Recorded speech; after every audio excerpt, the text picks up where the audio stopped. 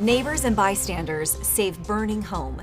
Crews make progress on Utah and Arizona wildfires. A distressed hiker rescued near Pintura, and more insight from Jill Paulson on Southern Utah's real estate market. You're watching St. George News at 5.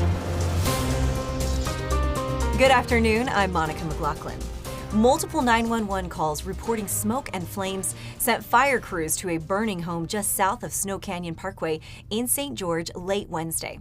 St. George Fire Chief Robert Stoker praised the quick response of neighbors and bystanders who called 911, likely saving the home from destruction since no one was inside at the time. Fire crews attacked the flames burning through the siding, while another crew tackled the fire spreading into the attic toward the roof. Chief Stoker explained that the fire in the attic took significantly longer to extinguish due to the flames being concealed under insulation. The structure sustained extensive exterior and interior damage, particularly in the attic and roof. No injuries or damage to surrounding structures were reported. Fire crews in southern Utah and northern Arizona have been busy battling several wildfires amid wind and extreme heat, successfully increasing containment on all active fires.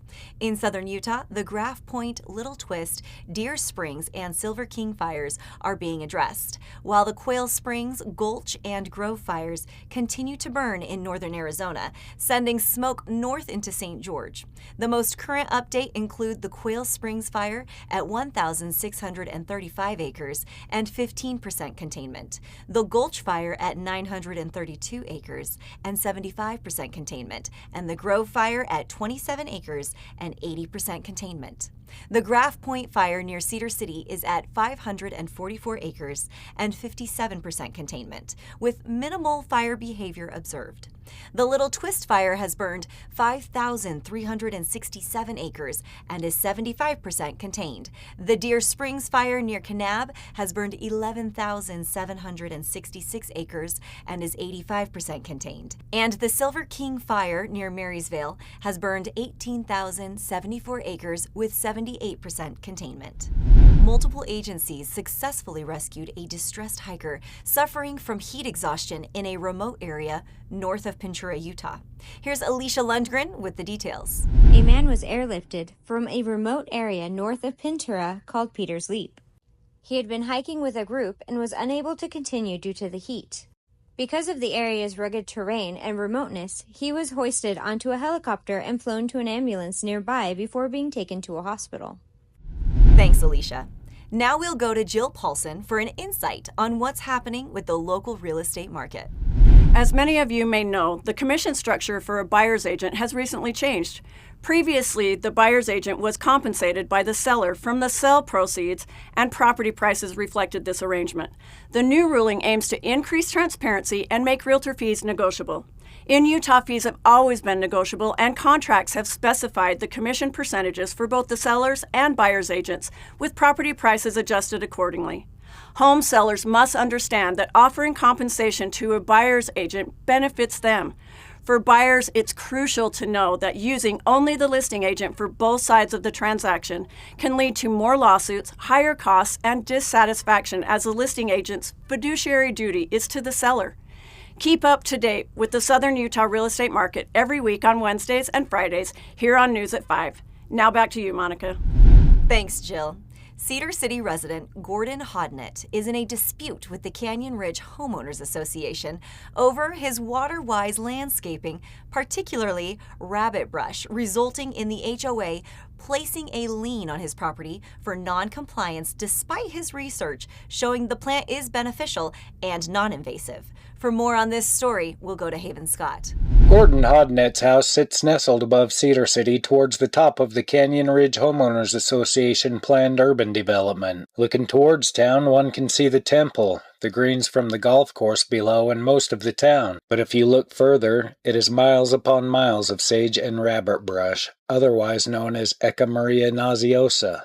Hodnett likes the fact that the rabbit brush he purchased with his house, along with the sprinkler system and other water-wise landscaping, helps the neighborhood pollinators. So it's good for the, it's It saves us water, and it allows us to have pollinators around all year. The Homeowners Association placed a lien on Hodnett's property on April 15th due to unpaid fines assessed for refusing to remove the rabbit brush. The U.S. Department of Agriculture, Utah Department of Natural Resources, and U.S. Forest Service all say the plant is not an invasive species. Rather, it helps the soil retain moisture, provides food for other plants, pollen for bees, and uses a fraction of the water as typical yard plants. Hodnett has submitted landscaping plans and met with HOA board members, but has yet to come to a resolution that allows him to keep the rabbit brush. According to Utah State Court records, no lien has been filed with the civil courts on Hodnett's property. Utah state law does allow for community associations to issue a property lien without a judge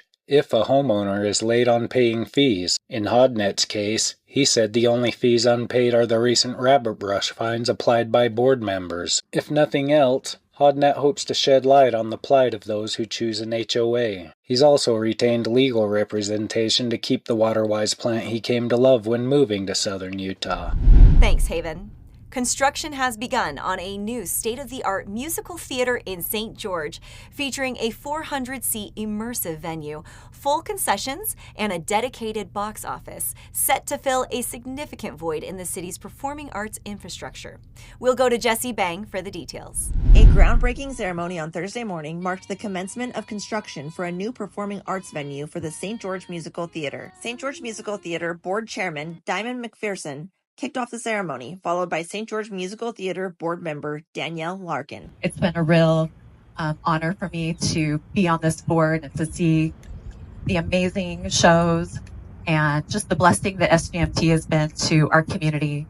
And so let's finish the fundraising. Like Diamond said, we're not fundraising today, but we need to earn a little bit more money and finish this project off and get it open. With over half of the required $16 million already raised, President Bruce Bennett told St. George News they're confident they'll raise the additional $8 million needed to complete the project. I've had the honor and pleasure to be associated with St. George Musical Theater from almost the very day my wife Ellen and I moved with our 3 children from California almost 28 years ago. The new performing arts venue, expected to open in 2026, will feature 400 in-the-round seats with an immersive and intimate feel. Thanks for watching St. George News at 5. I'm Monica McLaughlin with St. George News, your #1 source for local news. This has been St. George News at 5.